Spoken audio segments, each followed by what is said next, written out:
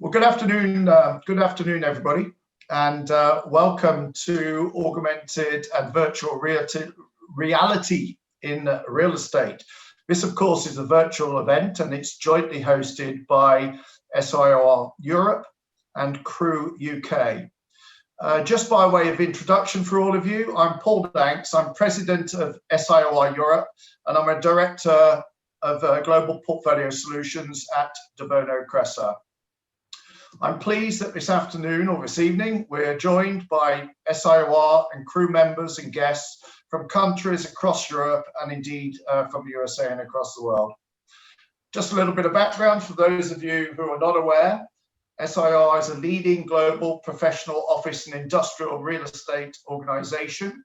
We have over 3,400 members operating from 38 countries, including 20 countries across Europe and 680 plus cities. And SIOR members are some of the most knowledgeable, experienced and successful commercial real estate specialists in the world. Now, it gives me great pleasure this afternoon to introduce and thank our moderator, Dan Hughes, and our panelists, Karen, Mike, Kate, and Paul for their contribution today. And I know they've been working very hard over the last few weeks putting this session together. Just a few words about our program. Our program is split into 4 sections, and during that time, our panel will look at, first of all, they'll look at the general impact of technology in the real estate sector. Then they will move on to provide their view on the application of AR and VR today in real estate. Then they will look at where they see AR and VR going in the future. And finally, they will ask what are the challenges. We'll then follow at the end with a short Q&A session. During the webinar, though, please could you enter your questions in the Q&A box at the bottom of the screen. I will now hand over to Ginny Gibson to introduce Crew UK. Over to you, Ginny. Thanks very much, Paul, for the introduction. My name's Ginny Gibson, and I'm Emeritus Professor in Corporate Real Estate from Henley Business School in the UK. But more importantly, I'm a Crew UK board member and have been from almost its inception. And we're really pleased to be collaborating with SIOR today. I think it's really important that groups in the industry do come together to try and share knowledge across their various groups. So if I want to tell you a little bit about Crew for you SIOR members out there. Crew is originally out of the States. There's over 12,000 members, men and women. So though it's Commercial Real Estate Women's Network, we definitely welcome men into the group. It started in the UK about 3.5 years ago, and we've been growing from strength to strength. We now have a very active program of activities in terms of webinars and socials. We provide a lot of intel through either direct research or research our members are doing. And probably most importantly, we launched last year a very successful mentoring program called Crew UK Connects. So look that up if you want to find more about becoming a mentee potentially. So today I think we're talking about a really interesting, impactful, important topic, and one that we're often quite confused about. So it's great to hear from some of these experts. And I definitely want to thank Dan for helping to put this program together, because it's a big and wide-ranging topic, and to try and bring it to life is really important. And as Paul said, we're joined today by Karen Witt, who is the president of Real Estate Management Services in the US for Colliers, but also a committed Crew member and sits on the Crew executive board. So it's great to have Karen with us. And I think she wants to kick us off today with a short video just to really whet our appetites. So thanks very much for joining us today. And I'll hand over to, I think, Matthew, who's organizing the video.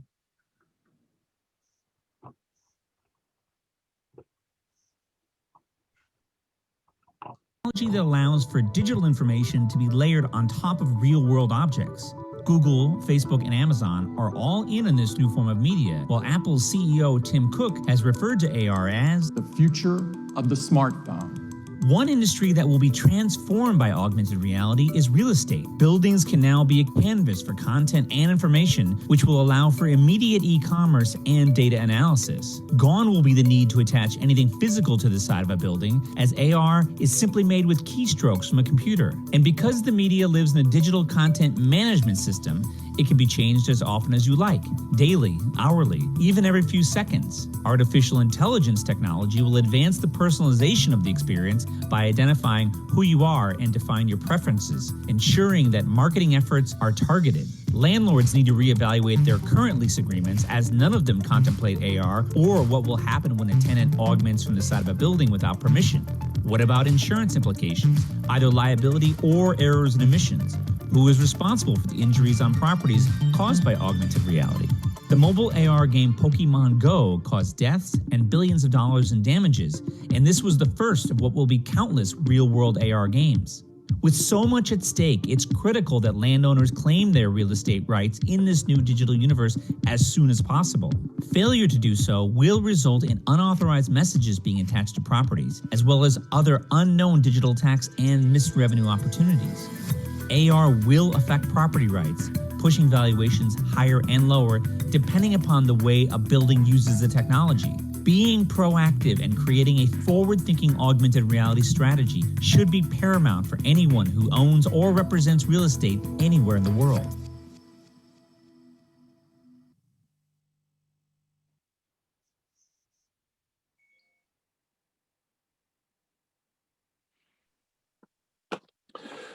Good afternoon, and thank you very much for the introductions, and what a great video to kick things off with as a starting point.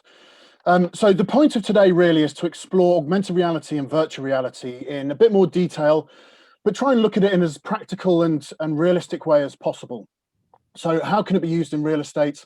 What are some of the challenges and where is it going? And so I'm going to start off this afternoon by introducing Kate Vine, if I may, who is going to introduce herself and also demonstrate a couple of ways that she's been using it recently in her business line. So Kate, thank you very much. Over to you. Great, thanks Dan, and thanks Jenny and Paul. Really excited to be here today. I'm just going to share my screen. Hopefully you all can see that, but I think that video that we just saw is a really interesting kind of jumping off point for augmented reality. But just wanted to show you in practical terms how we're actually using it at Perkins & Will. So I'm Kate Vine, I'm one of the principals in our London studio, focusing mostly on interior design, but Perkins & Will, just to give you a bit of context, we're a global architecture and design practice. We have offices all over the world. And I think, you know, the way that we use VR is we're very much design storytellers, and we use different tools to message ideas to clients. So I just activate these videos, hope you can see some of the experiences that we've created for clients. We're always exploring new ways of storytelling, whether that be through hand-drawn sketches, models, virtual reality experiences, and we choose different tools to tell that story and really try and interact with our clients and our colleagues as well. Virtual reality in particular is an incredible tool and really can bring spaces to life, as you can see with some of the visuals that I'm showing on my screen.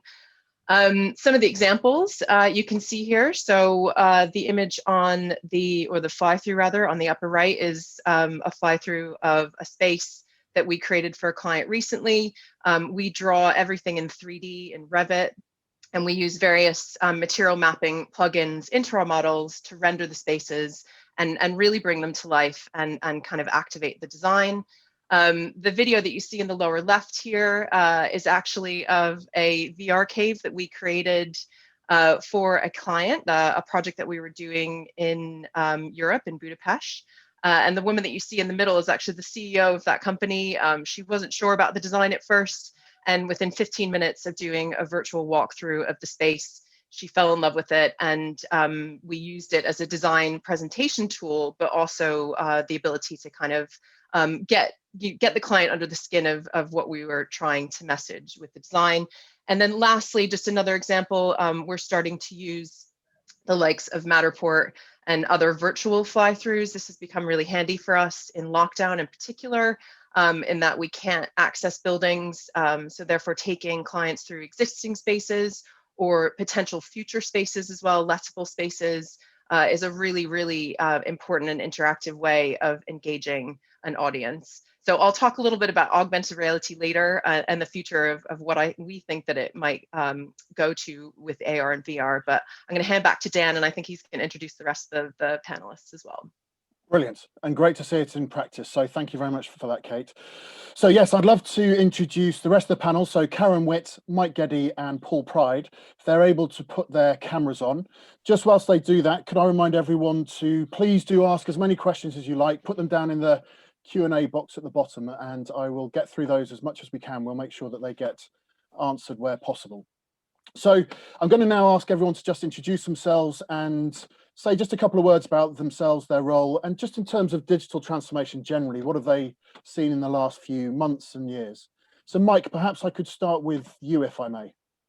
Absolutely. Good afternoon, everyone. I'm Mike Geddy. I work with CBRE, and my day job is I lead our technology, media and telecoms practice, looking after our occupier clients in the segment. But as you can imagine, with that client base, I have a lively interest in digitization of work and of the way we deliver real estate services.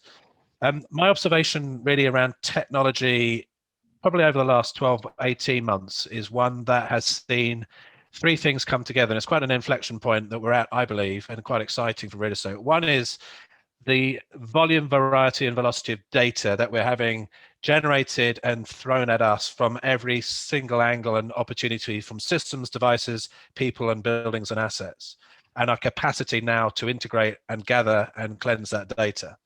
The second point is around this hybridization between the physical and the virtual worlds, either by choice or when we're in a COVID lockdown situation by a crisis or disruption forcing us to rely on new ways of connecting, collaborating, working.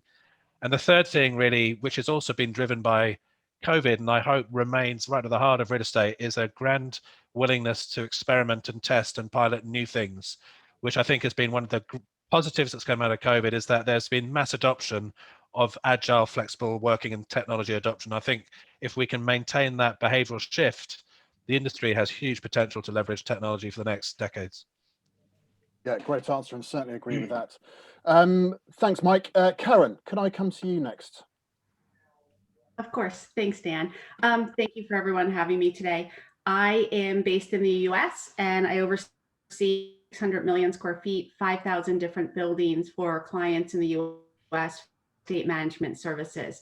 Looking at technology has been quite interesting. Prior to technology was viewed as a nice to have. It's accelerated into a need to have. And that's anything from cybersecurity to virtual amenities. For example, we have a company, TF Living, that was doing personal training one-on-one, has now moved into virtual fitness, cooking, etc. classes, mixology for all of our tenants at no cost, or on-demand amenities like food. I think one of the challenges we've seen in terms of technology is all of the disparate. Don't want to have 4 apps for a build in order to create experiences. So how do all of those technologies work together to service tenants and or clients? Thanks, Karen. I think that's a very good point as well. I did see a picture recently of a residential development in the US that claimed to be American technology friendly, but you need to download, it was nearly 20 apps that you needed to download to use everything, which is not ideal. Paul, over to you. Same question. Yeah, hi, thanks, Dan. Good afternoon, everyone. My name is Paul Pride. I'm from Novum Office, based in London in the UK. I founded Novum Office in 2017, and Novum Office specializes in advising clients, office occupiers, through the process of acquiring office space in central London. I will just say this is fairly relevant, but part of the reason I'm moving around here is this is the first time I've ever used a virtual background, and there's a point to that. I think my observation from a brokerage point of view is that the brokerage community hasn't always been the best at embracing new technology.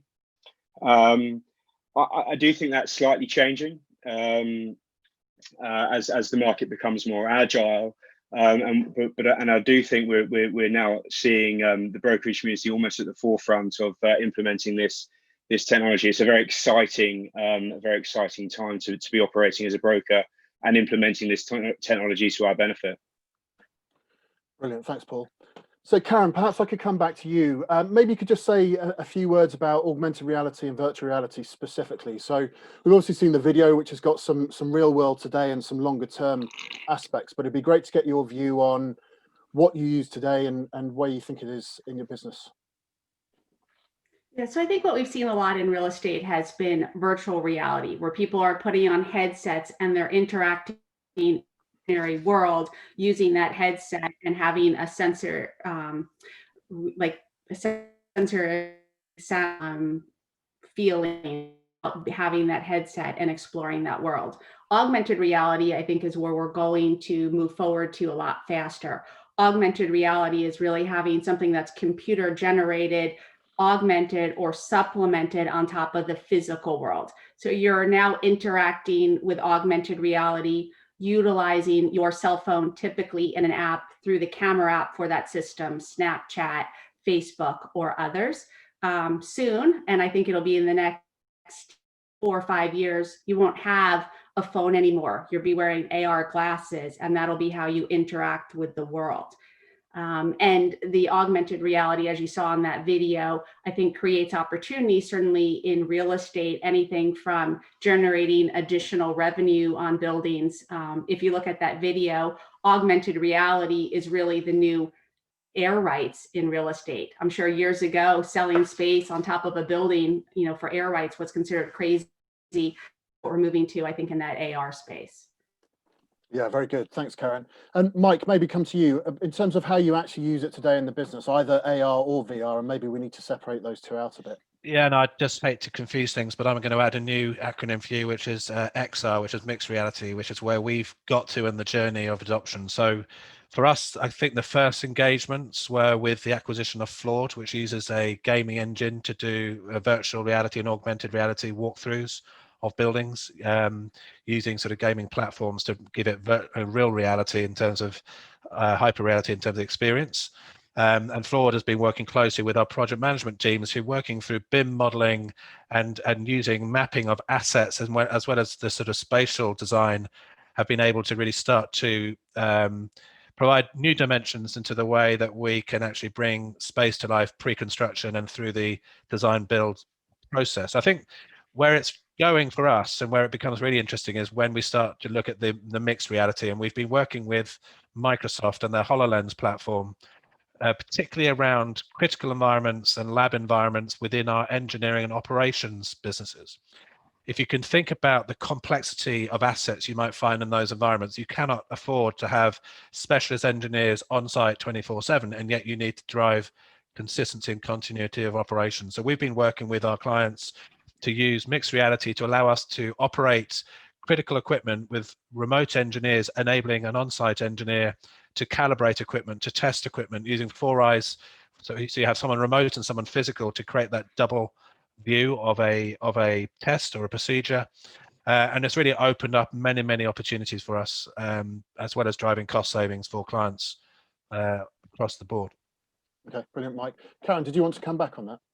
Yeah, I just wanted to mention, if you want to experience AR in your own homes to really see what it's like, just go to Google and type in Panda circulatory system and hit it in 3. I've been having fun during COVID, putting it with fun at night, and we walk around. You can all angles, and I think it's not a flat something that's augmented. It's the ability to see it from all sides. So try that. Don't do it during, obviously, but tonight try it in your homes, and you can experience it for yourself. Good tip. Not for the next half hour or so. Kate, maybe I could come to you. So we've seen some great examples there of the virtual reality on the whole of what you were doing. What about augmented reality? Do you use that today in your business? Yes, absolutely. We're starting to test it and starting to use it, and trying to understand where it can add value to some of the, as I said, the kind of storytelling that we do through the design process.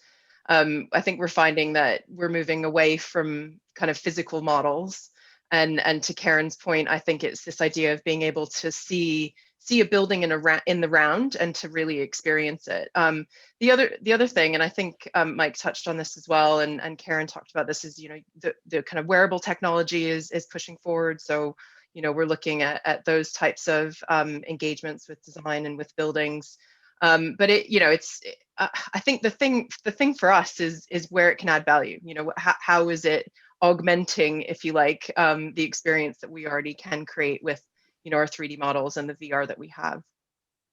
I think if I could jump in, Dan, because I think that point is the fundamental barrier that stopped adoption. If the prevailing word in all these technologies is reality, if the experience you get isn't like reality, then you don't adopt. There is a big curse of real estate called technology tourism, where people try and do things through digital because it's cool or because they can. But should they? And does it add any value? If it doesn't add value, don't do it, is one of my main tips on technology, and you can have that for free. But the key things around AR and VR, it has to be real, it has to be affordable, and I think the third thing is it has to be adding a usable kind of upside for people. And clearly the problem is, unless we get mass adoption of the technology and affordability, and if you look at HoloLens at $3,500 and it could be $5,000 for some of this technology, that is quite a niche investment for someone with a specific use. But I think it's going to take Amazon Glass, Facebook Glass, Apple Glass, all exploring AR, VR within 2021, 2022, if you read the press. Then you'll start to get affordability and mass adoption, and then you'll get scale. And I think that's the exciting thing, because I think the hard work's been done by the specialists in a niche, but it's when it gets into that more consumable, affordable platform, then we'll see wider adoption, and then more use cases will come through of real value. Okay, brilliant. So Mike and Kate, you made points there I want to come back to about adding value and also adoption. But before we do that, Paul, can I just come to you? So we've heard from Kate, Mike and Karen some great examples there. And Mike's, for example, was about high value labs. But I want to explore whether in the more day-to-day office environment, whether we've got to the point yet where it adds value and how you've seen it being used. Yeah, thanks. That's interesting just to hear Kate say that they're looking to explore this augmented profile. And certainly we're not seeing at the moment in the brokerage market this kind of minority report existence and implementation of the technology in that respect. Where I think we are seeing it significantly is on the landlord side, by way of a marketing tool and part of the marketing collateral of their portfolio and their space. And I think that's really important for landlords, particularly on a pre-let or on a development project where the actual physical building doesn't perhaps exist yet. We're also seeing a big increase in the prevalence of those virtual walkthroughs that Kate showed at the top of this call. I was just having a think, this has been really accelerated by the pandemic. I think pre-pandemic, we were probably less than 10% implementation of every building that I see in the market using that type of technology. I think that's probably well over 50, if not 60% now. Interestingly, I think from a tenant's perspective and where we're seeing our clients interact with this is that they're then taking that technology and in some cases augmenting it with perhaps a Google Street View or something like that, and using it as a way of tailoring down from perhaps 30 options that in the past they would have been to see 30 options.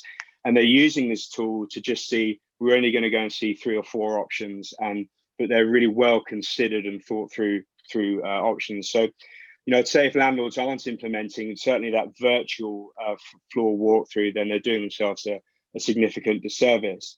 But just lastly, I would say once tenants have used that as a decision-making tool, I don't think there's then any substitute for not going out and seeing the physical property. There are things that virtual reality at the moment, I just do not think can replace a physical inspection of a building. So it's certainly assisting the process, but not saturating the process. Sure. I think, sorry, Dan, so I was just going to say, from my client perspective, many of these organizations are multinationals, and the decision-making approval process is international as well. And therefore, I totally agree with you that in terms of committing capital or cash to an investment, whether that's a lease or an acquisition, you cannot beat seeing it with the real eye in terms of context and everything else. But if you then have to get 5 other people to approve that commitment over a 10-year lease, whatever it is, then virtual reality has a massive role to play in accelerating approval processes for business cases. And I think in the post-COVID environment where we're we're going to be going through mass experimentation of different configurations of space. Clearly, you can only do a pilot once in the physical realm, but you can do pilots and testing in the virtual realm hundreds of times to just give different stakeholders different versions of the new future of a workplace. And I think that scalability for someone like Kate is going to be absolutely critical if she's going to be able to really get buy-in from the stakeholders, both in terms of the employees, bear in mind that they're more influential than ever now, as well as the employers who actually write the checks. Yeah, that's a good And point. just Yeah, to echo Kate. that, sorry, Dan, I was just gonna say, yeah, I 100% agree with that. But I do agree with Paul's point around actually going into a building, seeing the views, experiencing a space. I think there is a place for that in the conversation. But I agree with Mike that, you know, the ability to iterate and to tell that story and really you know, get a message across. I mean, we use VR a lot. I didn't mention it earlier, but in change management as well. So, you know, if we're trying to get people to adopt new ways of working or new ways of engaging with space, you know, we can show them. You know, it's very difficult for people to look at a plan or even look at a still visual and really understand what that space is going to be like. So it's nice to have that ability to iterate and evolve it and communicate it in the right way. Yeah, that's great. Karen? I would just add in the US, obviously, we don't have the ability to travel maybe as we used to. So we're seeing a number of clients. The market is still hot, particularly in industrial. So we see a number of clients that are buying buildings, never having seen them. We're either touring them, you know, on something like Facebook or in an augmented way. But also, you know, most, I think, of the application right now is in the development. So developers, how do you develop a building, show it to a client that is going to occupy that space so that they can actually visualize it? But it is moving, you know, certainly from people coming out to kick the tires to look at those buildings if they're going for it, to only having the real buyers. So you may have, instead of 45 tours to buy a building, really only the 5 or 6 groups that will acquire up in person. Everybody else wants to see it virtually. Okay, that makes a lot of sense. So we've heard different examples from everyone here about how it's used it. What I wanted to try and understand is, how do you measure the return on investment? I know much easier said than done, but maybe Kate, if I could come to you as a starting point, there's clearly a lot of value in that, but how do you measure that? How do you get the investment right into all of those use cases? Well, I think when we were discussing this as a group the other day, you know, I read the ROI, what's the return on investment to us as a business? And, you know, to Mike's point, the HoloLens and a number of the other kind of hardware and software that is on the market now is quite significant if you want to invest in it and make sure that you have the right tools and tech to make that experience really rich. I mean, where we see it is obviously being able to engage with clients and, you know, continue our revenue streams and be that kind of leading edge architect that, you know, can tell those stories and really express those ideas in a really, you know, really rich, meaningful way. Yeah, great, thank you. Mike, maybe I could come to you. The sort of value add and measuring that. Yeah, I mean, the use cases I described, which were around engineering and project management type insights you get from augmented reality, there are clearly benefits in terms of uptime for critical environments if you can have a piece of equipment maintained remotely with remote hands and eyes. I think there's also savings on labor. If you don't have to have a highly qualified engineer on site 24/7, you think about the cost and arbitrage between you know, a low-skilled engineer or someone who's skilled in a higher technical equipment, you'll save back the $3,500 instantly, right?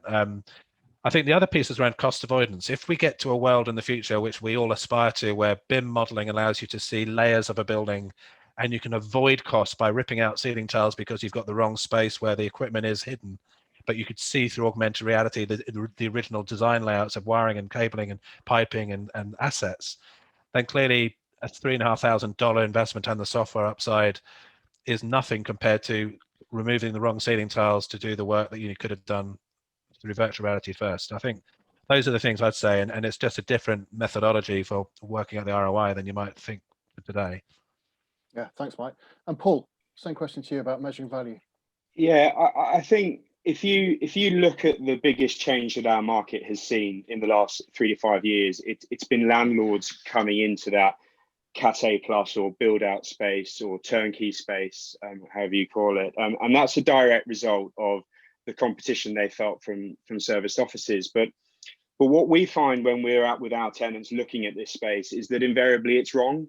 And the tenant that's looking at that space can't quite make that cookie cutter model work for them, and it needs amending, and that's a very inefficient process. And I think there's then quite an interesting opportunity here where the landlord could almost finish the space shell and core, for instance, and then offer a suite of virtual proposals that the tenant can then pick up, working with that base case and tailor to their exact needs. And I think the return on investment then is that the tenant gets exactly what they want, the landlord's marketing voids are reduced, the incentives the landlord needs to give are reduced, and as a result, the financial efficiency of the deal you're agreeing is significantly improved. So there then is a very tangible return for both the landlord and I think the tenants in that case. I think the additional thing that's probably worth just pointing out in the return is the sustainability model. You know, that example I just gave is incredibly carbon inefficient if a landlord's ripping out perfectly good hardware that's been installed just because the tenant doesn't like it. So, you know, we're in an industry that's trying to strive to be carbon neutral and to push the sustainability goal. This is an incredibly important return that needs to be considered. Great, thanks, Paul. And Karen, maybe if I could come to you with the same question, but just to add on to that, some of the examples that we saw in the video were not just about the efficiency or value add, they were actually about revenue generation to a degree, and how that could be measured and estimated. Yeah, so I know the video is a little bit glitchy, but when you think about revenue tied to buildings, you're not thinking it in terms of, you know, dollars per square foot. The revenue AR, that augmentation on your buildings, if you move into advertising, is really based on foot traffic. Who's seeing advertisements? How are they picking it up? And then how are you utilizing the data that you've collected about who's walking by your building to start to curate and also curate that advertising. Look at it, it's a percent of certainly of the revenue. And then one is, yes, I see AR being used in buildings and you know, the ability to do inspections and things that way. But a lot of our buildings are not really, at least in the US, they're older buildings. They don't have, you know, the ability to have that technology embedded in the systems. So landlords are going to have to decide what type of investment they make in the technology in order to keep their buildings competitive in the marketplace. So I think that's an interesting, you know, how much do you spend and what are you doing it so that you can retain tenants? And I think that Class A office space and that flight to quality is a larger issue post-COVID. That's brilliant. Thanks, Karen. Maybe I could stay with you. There's a question that's come in here from Kira Hafner, and it says, how do you think employees or the end users are actually within the buildings are going to use their voice in this process? How do they influence where it's going? Because we've spoken a lot about the building and the landlords. What about the people actually in the building? How do we get them to influence this? Karen, maybe I could stay with you for that. So I think that what I would call like the end users, the individuals in a building, they're demanding experience, to be demanding working in a space that is safe and secure and is environmentally safe, meaning it's creating something better in terms of climate. So the end users are going to be, their opinion is going to be important because the companies are trying to recruit that talent. And if the talent doesn't want to work in a building because it's not environmentally friendly or it doesn't offer the amenities that they're looking for, will not be able to get that talent, and therefore they won't want to be in that building. So that interact, you know, normally we think of a landlord-tenant relationship, but now there's landlord-tenant and the individual users whose opinion you need to be aware of, whether you're doing that through experience app, like we have, you know, in the US, our app is called Neighborhood Curated by, which is based on the Lane platform. And it's a way that we're able to engage with those individuals and get feedback from them versus going to an office manager who's, you know, guessing at what's going on in the space. Dan, if I can add to that, because I think where you need to explore the opportunity that comes in mixed reality is that you can combine multiple data sets, which can be both a asset type data, but also real-time sentiment data. So if you think about IoT sensors in the built environment today, we can actually put in a CAD environment the light, sound, heat, occupancy densities in a visualized way on a two-dimensional drawing. What you can do with mixed reality is in a heads-up display, an asset manager can be walking around a floor and can see areas where there are high concentrations of heat or movement, or even where the sentiment through some kind of happy face or sad face around the experience of the tenant is mapped to the location where they're reporting their experience from, whether that's a partial floor, whether that's a breakout space, or whatever it might be. So I think it's the combination of real estate raw data in terms of physical and engineering data mixed with consumer sentiment and live IoT driven data. That's when it gets really quite compelling, because you can then start to, I think there was another question, Dan, around you can't hear sounds that are provided in a real life tour versus a virtual tour, but you can if you visualize sounds through IoT sensors that give you an audio data feed of sound. And then you can see which areas are the noisiest in terms of floor design, which then an architect could say, well, maybe we need to do something around the acoustic design here to improve the user experience, particularly in a world of Zoom calls forever in the office or remotely. So I think there is a real opportunity, and this is where XR really takes it to the next level. Yeah. So just to stick with you, Mike, then in terms of where the office is going in the future, I'd like to just come back and have a look at that because of this Zoom meeting prevalence. But yeah, you paint a picture of some incredible ability of insight and analysis there with XR, AR, whatever it might be. But that's all based on having quite a good supply of data. Absolutely dependent.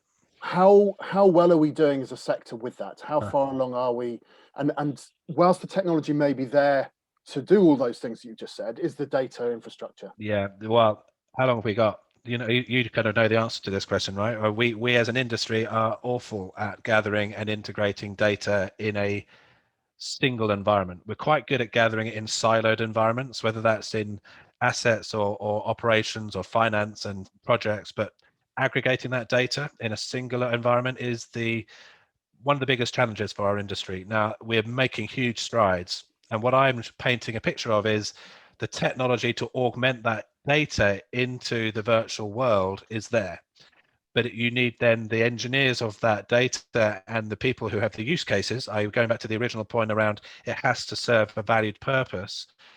They need to come together and think about what is possible. Now, I think as an industry, I think it's the coming together of the silos is what we've got to fix in order to then create the value that Paul can then promote across his buildings, because you need aggregated use cases versus singular.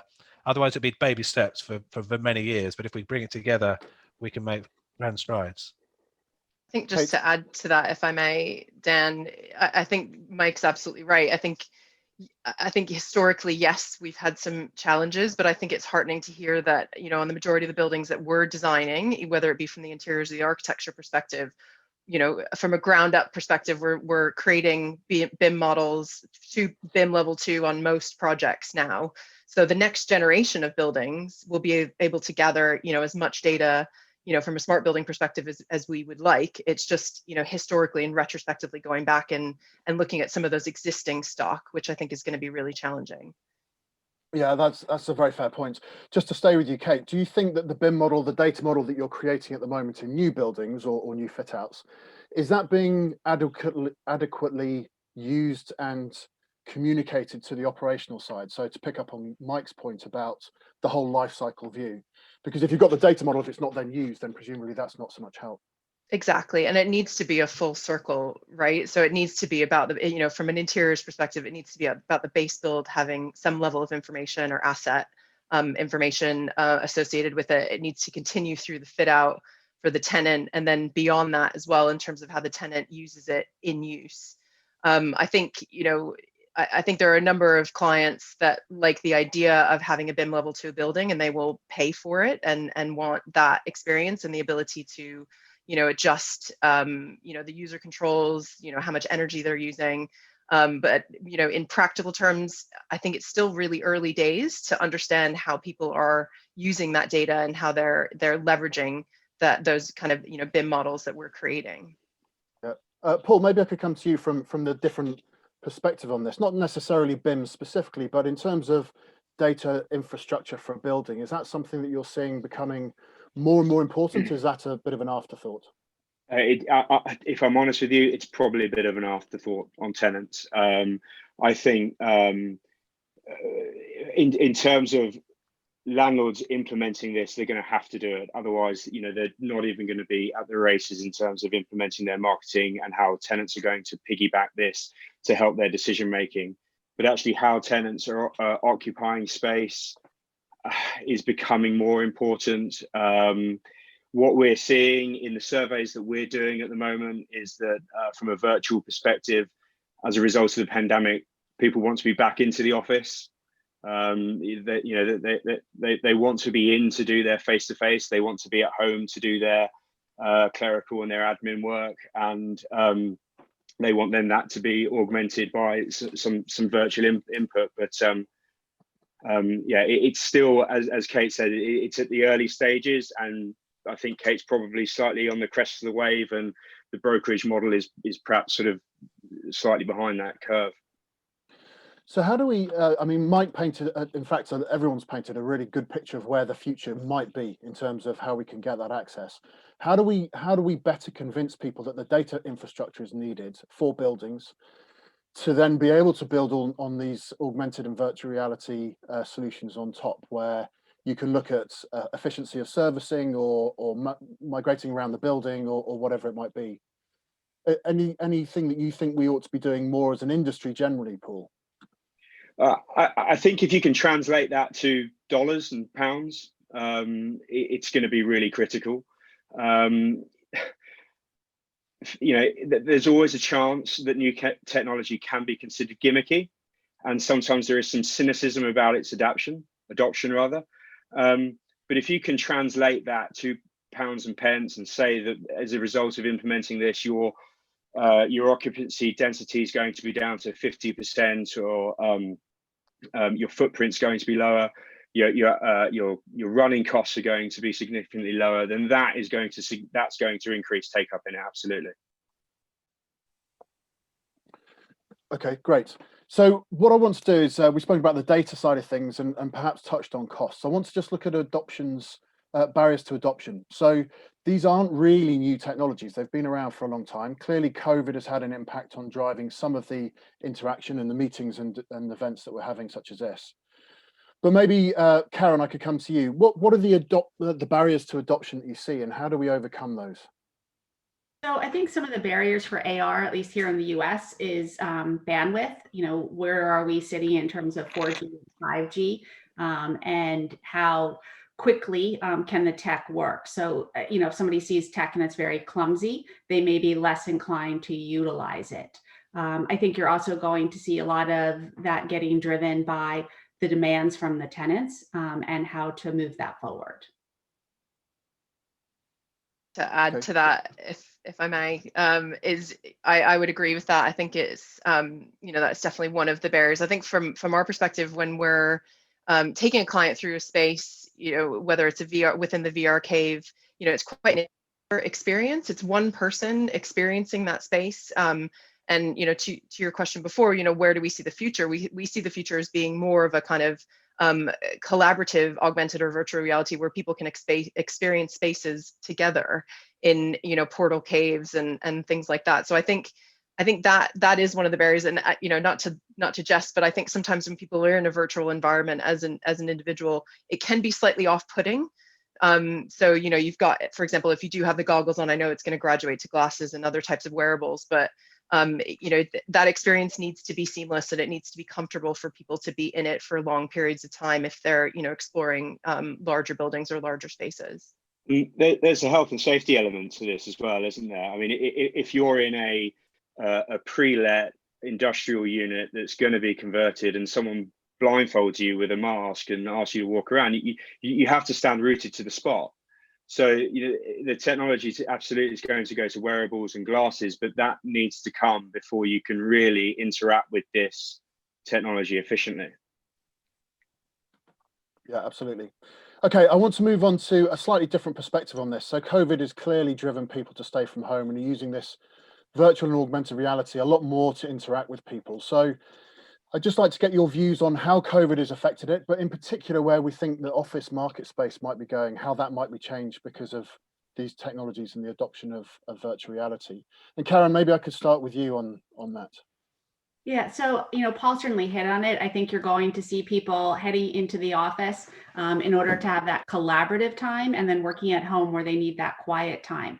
If you had asked me in May, I think most people were like, working at home is great. I'm not commuting. I can sit around in my pajamas. And now here we sit in December where most people are to the point of saying, gee, I really miss going back into the office and seeing my colleagues and having that level of interaction. So I think you're going to see it moving from something like a Zoom call to where, I know Facebook Live will be introducing the ability where you can have a meeting and the person will be augmented across from you. So you're going to be interacting with that person. You're going to be in two different spaces, and being able to, like for Facebook, have dinner for holidays, not just over Zoom, but actually seeing that person in front of you. So I think it's going to move into that space where we're using it for collaboration, but using it to have meetings in a very different way, which is more experiential, as opposed to just, very flat.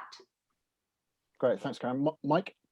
Yeah, I actually would add to that, because I think one thing that's happened over the last few weeks and months has been working has obviously been disconnected from the physical environment, right? So whether that's from the home or the office, it's now also in the virtual landscape as well. And we've been testing and piloting with a company called Spatial the idea of adopting avatars that are virtually generated to work in collaborative spaces when you're in different geographies in the real world.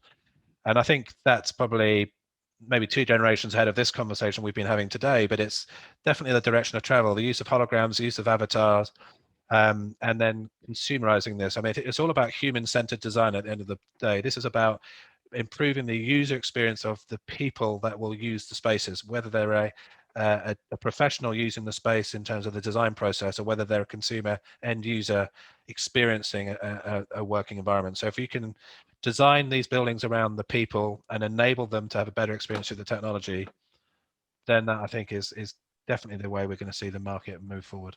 I think that's a really important point. Sorry, just to cut across you there, but I mean, I was speaking to one of my clients recently, and he said, when we moved from a cost mitigation phase during the pandemic to a revenue generation phase, I want people back into the office and we want to be collaborative. And he said, but I do accept we've got to give them the best and the safest work environments once they're there. And it's the implementation of this type of technology that can assist that.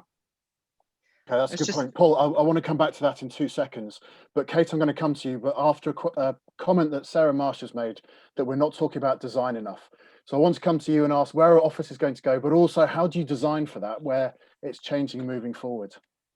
It's a big question. I mean, that's more beyond virtual reality, isn't it? It's beyond this experience. But I just wanted to answer your first question, Dan, around how what the impact has been on us, because of COVID and the lockdown and the pandemic and whatnot. And practically, I don't think we could have done our jobs if we did not have VR. A lot of the way that we communicate, as I said, is through storytelling. And if we didn't have the ability to showcase and use virtual reality to express ideas, then we're very pleased it was at our fingertips in March when this all kind of kicked off. But again, around design, where did we see the office going? I echo Paul's comments. That's what we see happening. We see the office really becoming a space, a sphere where people come together, ideation, collaboration, ad hoc conversations. One of the things that we have done, we ran a large survey at the start of lockdown and throughout it with a number of our clients and our people. And the biggest, bit of feedback or tidbit that we learned from it was that this lack of culture and community. And that's really what the office is doing. It's generating that sense of culture and learning and mentoring. So there is a place for it. But the design of offices are going to change massively. I mean, I could talk about this for hours. But to Paul's point, that we imagine that people will do more of that kind of heads down, concentrated working at home. And then the office is going to become an event sphere where people can ideate, they can collaborate, and they can kind of elaborate on this idea of culture. That's great. So Paul, if I could pick up on the point that you made just before going to Kate there, about the quality of environment in the office space. There's a question that's come in here from Michael Payne, just asking about occupiers becoming increasingly concerned about air quality in their environment generally. With a big emphasis on air quality, how can landlords harness augmented reality to improve this environment for tenants? Whether that's actually improving the space or just demonstrating it to them. Any views on that? And then maybe I can come to the others. Implementation of augmented reality is probably not my real core strength. But I do think it is absolutely right. There is going to be a flight to quality from tenants. And air quality and air control and air handling is going to be a major hurdle that we're going to see. And whether that's, is it fresh air? Are we going to have to go back to opening windows again? And what's the sustainability impact of that in the UK? Is there going to be more greenery within offices? If air is filtered, what's the filtration process like? We've all become mask experts in terms of, how much particles can our masks filter, and we've all become fairly cynical about that type of thing as well. So I think it's a really interesting point. The augmented influence into it is probably out of my pay scale at the moment, I'd say. Okay, great. Does anyone else have any thoughts on how augmented reality or virtual reality could be used from the office environment and engagement point of view, especially with air quality? Yeah, I mean, this boils down to the BIM question, right? So if you can design a virtual twin of the physical environment, you can also design and test the environment through different factors of volumes of air being pushed around, the quality of air, the impact of dividing walls, the impact of adding more bodies into the environment, because it's basically a mass equation of bodies and heat and spatial volumes, right? And I'm not an engineer, but we can do that in the analog world, we can do it in the digital world, and we can definitely enhance it in the augmented world. So I think it will be the combination of the engineering expertise we already have, the ability to visualize and integrate the data using the BIM model will be the kind of fundamental step. And then if you can then augment that through heads-up displays for people who are walking in their space, that will be the way that it kind of activates into more of a reality, without having to then physically do the work before you assess it. And I think it's the cost avoidance of wasted effort if the design doesn't work. That's great. So so presumably we're back to the data aspect again. Yeah, data and modeling and using more complex. I mean, one thing that's come out of COVID, right, is the ability for people to do discovery in rapidly faster ways than ever before, clearly in the area of compounds and vaccines. And this is all about, it's not just about science, it's about data. It's about genomics and sequencing at huge volumes, trillions of points of data in real time. If you translate that science into the simple world of real estate, and we start to do much more complex modeling around environments, that's when we really will move and step change our ability to provide insight into building environments, whether you're an architect, whether you're a broker, or whether you're just an operator or a consumer for that matter. So I think this is an opportunity for us to really embrace what's been evolving around us, and to just imagine the art of the possible and then test it. And just to add to that, sorry, just the circular, but and making sure that the design of that space is desirable and the design is of a level of it goes back to the consumer experience and human-centered design. Yeah, everything has to be about the people using it rather than the glorified process itself, which is our interest but no one else's.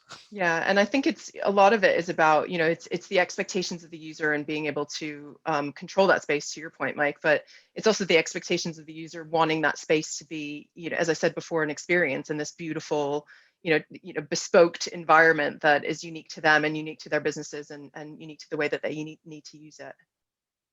Okay, that's great.